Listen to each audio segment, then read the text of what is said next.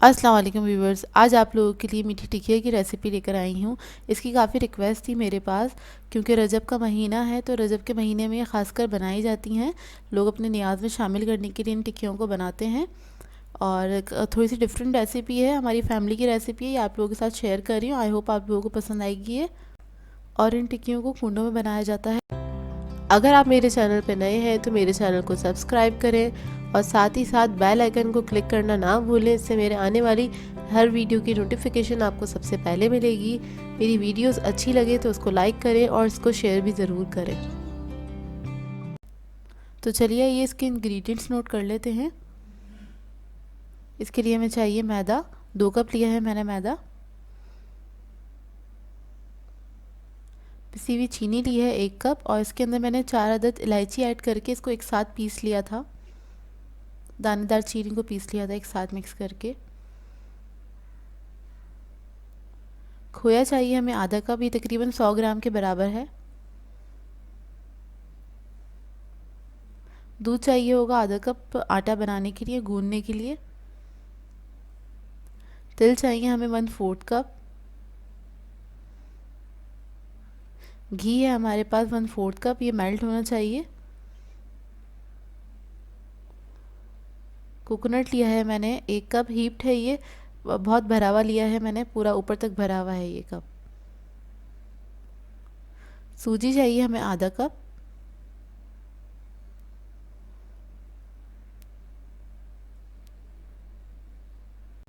इसका डो बनाने के लिए मैंने एक थाल ले लिया, उसके अंदर मैदा ऐड कर दिया है, साथ ही हम चीनी भी ऐड कर देंगे।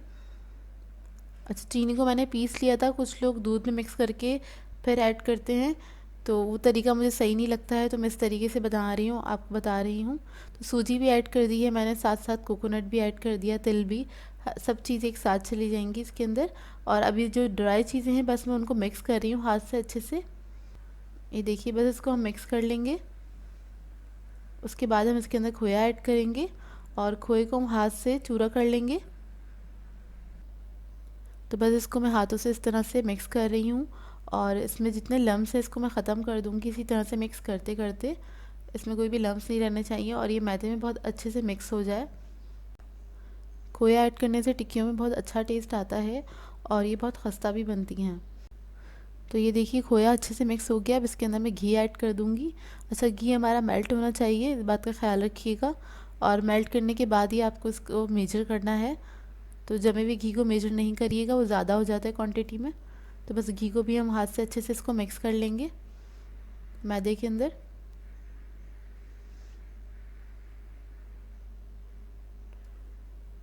और ये क्रम्स फॉर्म में आ जाएगा, इसको आप देखिए, आपको अंदाज़ा हो रहा होगा देख के इसको मैं किस तरह से मिक्स कर रही हूँ। तो ये क्रम्स बनते जा रहे हैं इसके, और इसको हम हाथ से इस तरह से जोड़ेंगे तो ये जुड़ने लगेगा लास्ट में ना, जब मिक्स हो जाएगा। उसके बाद हम दूध इसके अंदर ऐड करेंगे थोड़ा थोड़ा करके, और आटा गूंदना स्टार्ट करेंगे।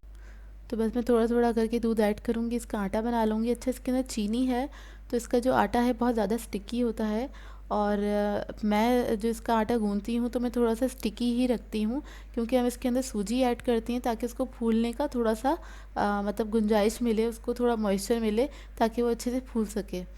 तो इसलिए मैं थोड़ा स्टिकी ही रखती हूँ इस डो को। बस इसमें हम थोड़ा थोड़ा सा दूध ऐड करेंगे और इसका आटा गूंद लेंगे। और मैं थोड़ा थोड़ा सा करके ही इसको समेट रही हूँ, क्योंकि ये इसको मैं थोड़ा सा स्टिकी करूँगी, ये भी लास्ट में ऐड करूँगी इसके अंदर थोड़ा ज़्यादा, जब मैं आटा इसका बना लूँगी। ये देखिए, बस मैं आटे को समेट रही हूँ। ये समेट जाएगा तो हम थोड़ा सा इसको हाथों से ही जिस तरह से आटा गूंदते हैं थोड़ा सा हम इसको स्मूथ करेंगे। ये देखिए, ये थोड़ा सा इसी तरह से होता है आटा इसका, बहुत ज़्यादा ये मतलब चिकना नहीं हो जाता, क्योंकि इसमें इतनी सारी चीज़ें ऐड है होती हैं। तो बस हाथ से इस तरह से मिक्स कर रही हूँ, और आपको देख के अंदाज़ा हो रहा होगा कितना स्टिकी है ये डो।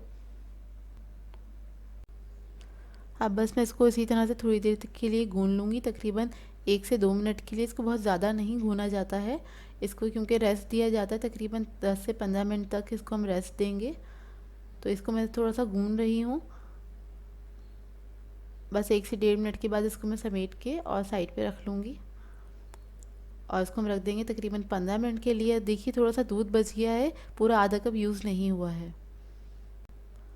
देखिए 15 मिनट हो गए हैं। अब मैं थोड़ा सा एक पेड़ा लूँगी इसके अंदर से, क्योंकि हमने अपना डो जो था थोड़ा स्टिकी गूना था। और देखिए 15 मिनट के बाद काफ़ी हद तक सेट हो गया। मैं थोड़ा सा इसके अंदर मैदा ऐड करूँगी, तकरीबन 2 टेबलस्पून के बराबर।